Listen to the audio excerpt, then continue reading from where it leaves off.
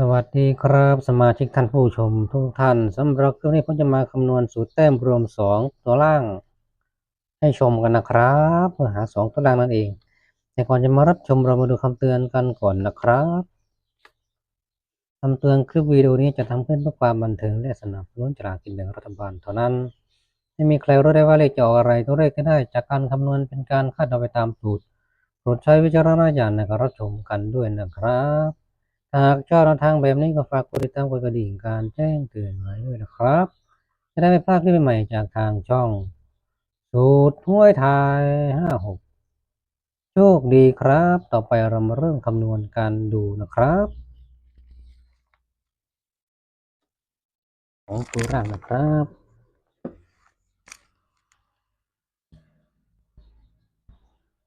ทีแล้วเรามาดูทบทวนสูตรล่างก่อนเลยนะครับเพื่อในทบทวนในคลิปของล่างเลยครับนี่คือล่างเนาะงวดที่แล้วมีก็หลุดเยอะกว่าเข้าเนาะสูตรแต้มล่างงวดที่แล้วออก06เนาะล่างเนาะ0 บวก 6ได้6แต้ม6มีครับแล้วก็ฟันไปที่แต้ม6ด้วยเนาะสูตรนี้เข้าทั้ง4สูตรนะครับเราก็เลือกไปถูกสูตรอยู่ดอกแต่ไม่รู้ว่าคลิปมาไหนมันจะเข้ามั่งนะสูตร สูตร เข้า6หลุดสูตรนี้ขาดตำแหน่งพอดีเพิ่ม1ตำแหน่งก็จะเป็น6นะครับจริงๆมันจะมีสูตรอันนั้นอีกเหรอผมก็เลยเลือกจะมี016คือสูตรนี้เนาะ016แล้วก็79ก็คือกลุ่มนี้79แล้วก็กลุ่ม3 4 6 7 8กลุ่มนี้ไม่ได้ลงในแผ่นนี้เนาะเห็นลงในแผ่นนี้แต่เห็นกันแล้วแหละผมก็เลือกที่6กับ7ที่มันชนเนาะจะมี6ชน7ชน2ใน3เลยให้สีส้มมา6กับ7มันก็ออกอยู่แต้ม6เนาะก็คลิปแรกก็จะเห็นมี06เนาะแต้มล่างเข้าอยู่นะ06แล้วก็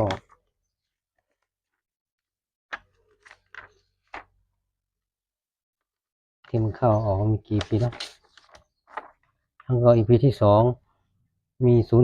06เข้า06สูตรนี้ผมจะใช้สูตรใหม่นะหลุด2งวดติดแล้ว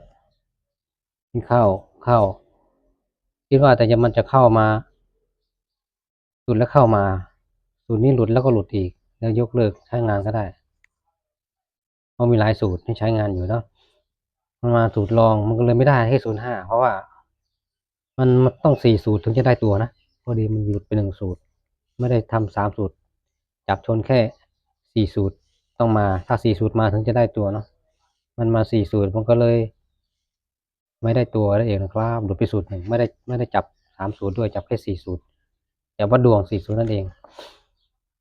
ปีที่3สูตรจับคู่เข้า06สูตรนี้ถูกสูตรนี้ผิดนะครับแล้วก็คู่สูตรที่2เลือกมาถูกอยู่เนาะ6006นี่เนาะนั่นเอง60เลือกมาถูกตัวอยู่เนาะคลิปนี้ก็มีนะใครเลือกใช้ EP นี้เด่นสุดก็1 2 3 4ชุดนี้ในลองก็3ชุดก็จะได้06นะครับแต่ใครจะเลือกได้ถูกเนาะจะดูว่ามันถูกกี่ EP ปึ๊บเนี่ยครบล่างสูตร EP ที่5นี้เนาะเอาแต่6อย่างเดียวเนาะหลุดเลือกมาไม่ถูกสูตรเนาะอันนี้เลือกมาเข้าสูตรเดียวหลุดสูตรหนึ่งเหมือนกันอีกแล้วเอาต้องอยู่ตรงนี้อันนี้เลือกมาที่7ก็เข้า1สูตรหลุด1สูตรอีกแล้วนี่แต่ตัวนี้ปรับได้เนาะตำแหน่งนี้ได้เขาเป็น0 และ 6เองใช้ต่อได้ถ้าไปยืน8ตัวจะหลุดก็จะขีดนะถ้ายังไม่ถึง8ตัวแล้วสามารถปรับให้ใช้งานได้ต่อสูตร EP ที่8นี้เข้าสูตร D4 นะ60เข้า D4 ครับ D3 เข้าอยู่นะครับ อันนี้สูตรนี้หลุดเนาะ6ตัวเดียว0ตัวเดียวไม่สามัคคีกันเลยสาวัดดวงไปตั้ง4สูตรและสูตรนี้60สูตรนี้เข้าเนาะนี่เลือกมาถูกเลย e 1กับ f 1จับคู่จะมีอยู่แล้วก็ตัวจับตัววัดได้ตัวด้วยนะตัวเด่นได้ตัวตาแต้มได้ตัวแล้วได้ในกลุ่มเด่นสุดสีชมพูด้วยเนาะ006เนาะEP นี้เนาะนี่ที่ EP นี้ที่สามัคคีกันมาเดี๋ยวและตรงเข้าข้อหลักหน่วยเนาะ6เนาะ9สูตรวันที่9สูตรเลย6เนาะ1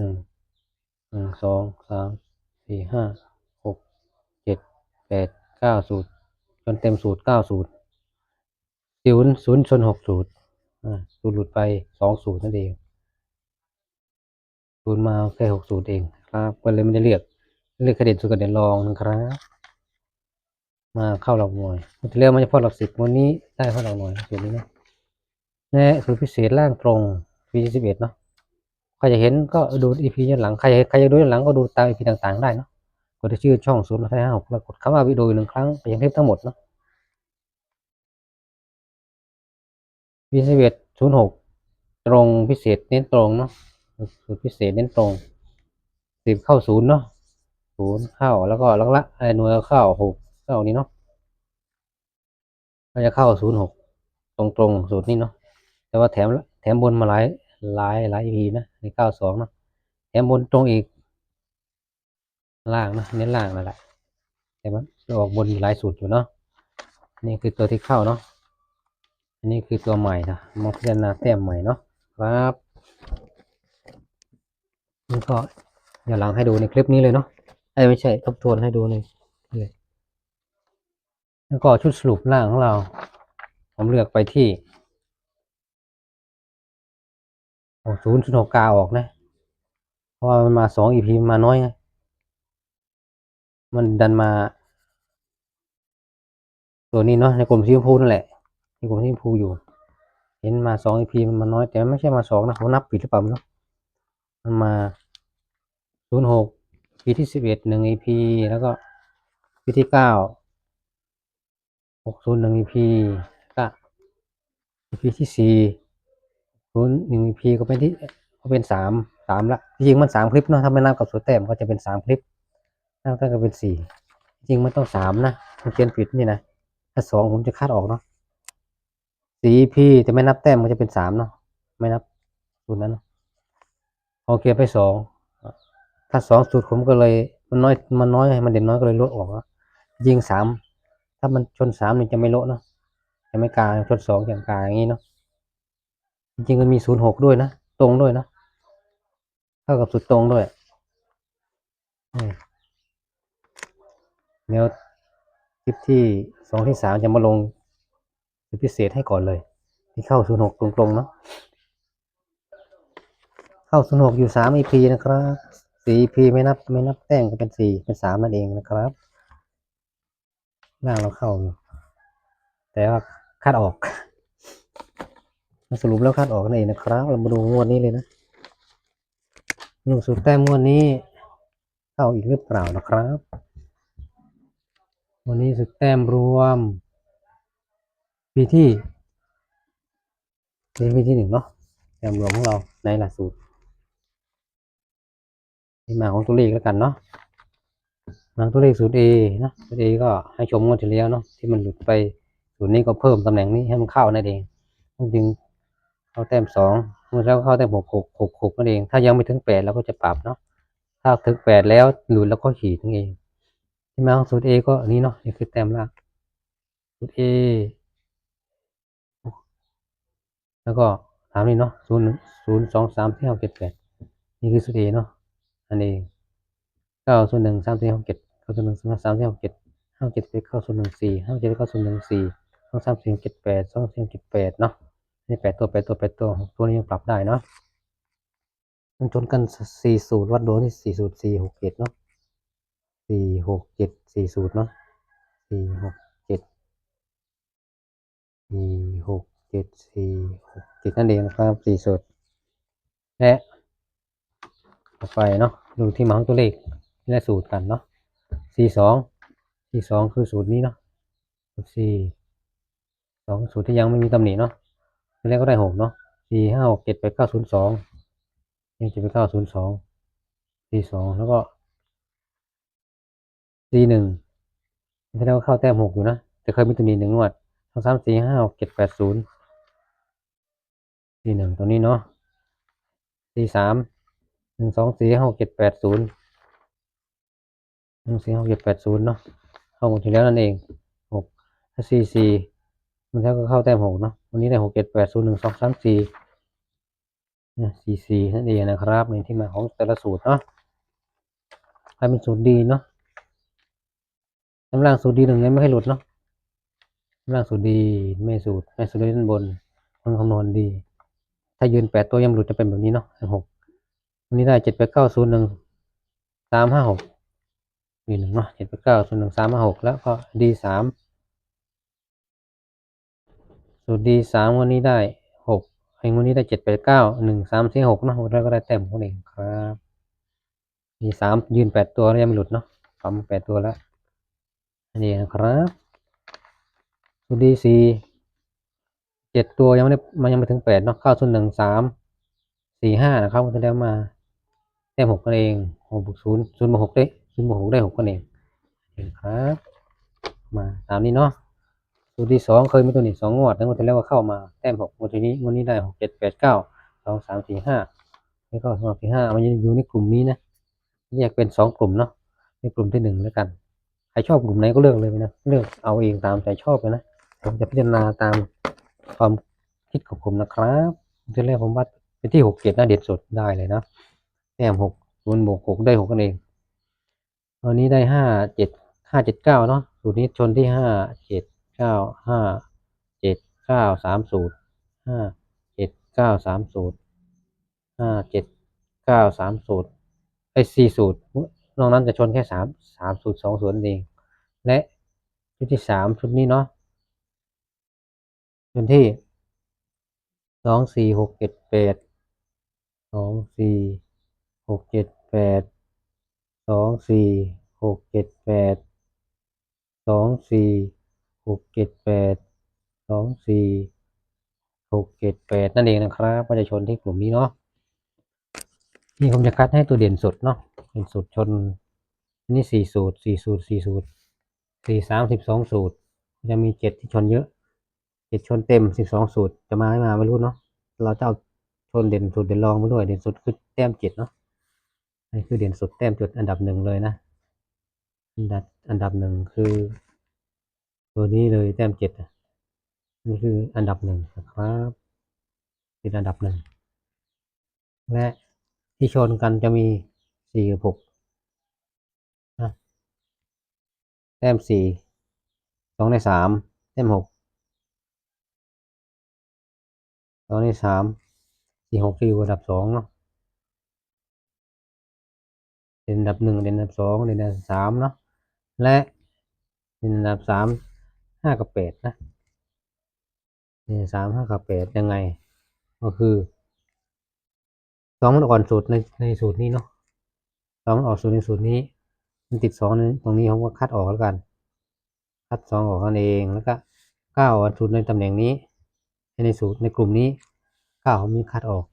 ตรงนี้นั่นเองนะครับและ5เด่นสุดในเป็นในนี้แล้วก็เด่นรอง2อันนั่นเองเด่นรอง2เด่นสุดนี้ที่จะให้เป็นตัวรองนั่นเองนะครับแล้วก็8แล้วก็เด่นสุดที่นี่แล้วก็รองตรงนี้มีเด่นสุดนะครับและเขาไม่อ่อนสุดไงถ้าเขาอ่อนสุดก็จะคัดออกก็ดีอันนี้อ่อนสุด2ตรงนี้คัดตรงนี้ออก9อ่อนสุดตรงนี้คัดตรงนี้ออกมันคัด2 9ออกก็เหลืออยู่7 4 6 5 8นั่นเองนะครับก็จะเด่นสุดเนาะเด่นสุด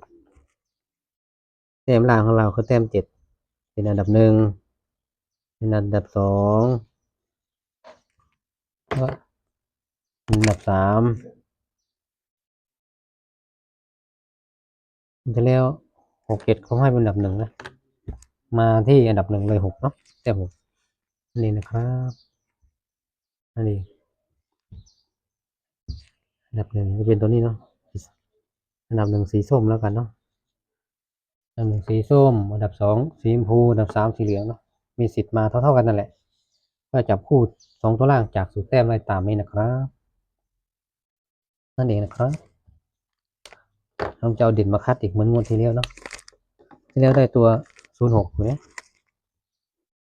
เด่นที่ผมใช้นี่แหละเด่น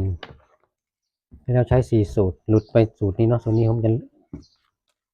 สูตรนี้เขามาใหม่นะครับเด่น10หน่วยล่างแล้วก็1 2 3 4สูตรนี้มาใหม่นะครับสูตรนี้มาใหม่มาแทนไม่ใช่มาใหม่มาใหม่แหละมาแทนสูตรที่มันหลุด2 งวดติดผมก็ปิดลบเขียนใหม่เนาะสูตรนี้มาจากสูตรนี้นะเดี๋ยวคู่ล่างสูตร A เด่นล่างที่3สูตรเนาะนี่หลุดสูตรนี้ถ้าสูตรนี้ถ้ายืนเป็นสูตรเด่นหลุดถ้าตัวหลุด2 งวด2 งวดนี่หลุดงวดนี้กับงวดนี้ถ้าเป็นหลุดเด่นนะถ้าจับคู่หลุด2 งวดติดผมจะยกเลิกใช้การจับคู่เดินยาวสุดหน้ากระดาษมาแล้วเนาะ2 หน้ากระดาษแล้วแหละเมื่อหลุดงวดนี้นะสูตรนี้เนาะให้หลุดตัวเด่นหลุดตัวสูตรแรกหลุด3 งวดเนาะสูตรเด่นสูตร2หลุด2 งวดงวดนี้ก็งวดหน้านั้นแล้วก็สูตร4ตัวหลุด2 งวดยังปรับไม่ได้เพราะหลุดคนละตำแหน่งถ้าเข้าหลุดอีกหนึ่งครั้งจะปรับนั่นเองปรับให้มันเข้าให้มันหลุดน้อยนั่นเองงวดนี้ยังปรับใช้งานได้ต่อเดินดีมากคิดว่าจะหลุดแต่ก็ไม่หลุดนะสูตรนี้คิดสูตรเก่าแถวนี้คิดว่ามันจะเดินต่อมันกับหลุดซ้ำนี่มันแปลกนะสูตรเนาะ1หลุดแล้วหลุดซ้ำ2หลุดแล้วก็เข้าต่อมันอย่างนี้เนาะหลุดแล้วก็มาเดินต่อเองเด่นหลุดแล้วหลุดซ้ำหลุดแล้วเข้าต่อเข้าแล้วก็เข้าต่ออีกก็ได้นะนั่นเองมันมี4อย่างเนาะเนี่ยหลุดแล้วเดินต่อหลุดแล้วหลุดซ้ำมันเองหลุดแล้วก็เดินต่อให้ก็มีเดินแล้วก็หลุดอีกก็มีเข้าแล้วก็เข้าอีกก็มีนั่นเองมันมี4แบบเนาะของสูตรมีแค่นี้เนาะมาเทียบชนหา2ตัวเนาะที่มาของสูตรนี้ยังปรับได้อีก1 ตำแหน่งลองดูรอดูก่อนนะครับเมื่อที่แล้วผมเลือกสูตรไปวัดดวงก็ถูกอยู่3 สูตรมาดูกันว่าสูตรตัวไหนมันเด่นเนาะเด่นล่างสูตรแรกก็คือ2 4 6 7 8นะชุดนั้นที่ติด2 4 6 7 8ก็จุดไว้ตรงนี้เนาะเพื่อหาตัวเด่นเนาะ2 4 6 7 8 2 4 6 7 8 2 4 6 7 8 2 4 6 7 8 2 4 6 7 8 2 4 6 7 8 2 4 6 7 8 2 4 6 7 8 2 4 6 7 8นะครับติดทักตัวหนึ่งก็จุดไว้อย่างนี้เนาะไม่ติดก็ผ่านไปตัวที่2นะครับ9125 9125 9125 9125 9125 9125 9125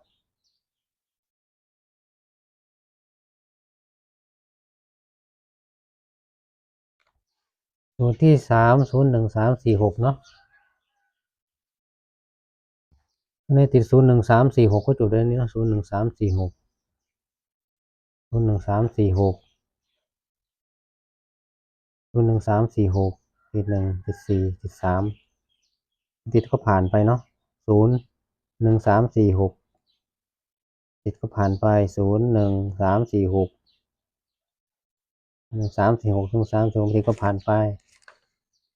ในล่างสุดที่4 891 891 34นะครับ891 34บน4สูตร891 34 891 34 891 34ติดผ่านไป891 34 891 34 891 34 891 34 891 34 891 34 1ติด1เนาะ891 34ติด3ติด9เองนะครับ ก็จะได้เด่นสุดเนาะถ้าให้เป็นสีชมพูเด่นรองจะเป็นสีเหลืองนั่นเองครับเด่นรองคือ3 ใน 4เนาะเด่นรองคือ3 ใน 4แล้วกันเอาไว้พิจารณานะครับ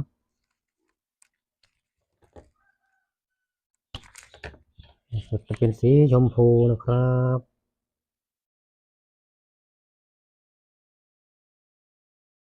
6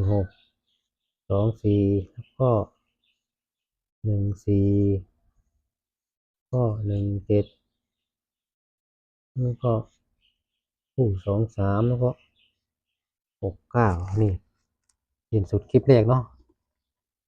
สีชมพูแล้วก็ลองสีเหลืองนั่นเองมีสิทธิ์มาได้นะทั้งสีเหลืองและสีชมพูนะครับ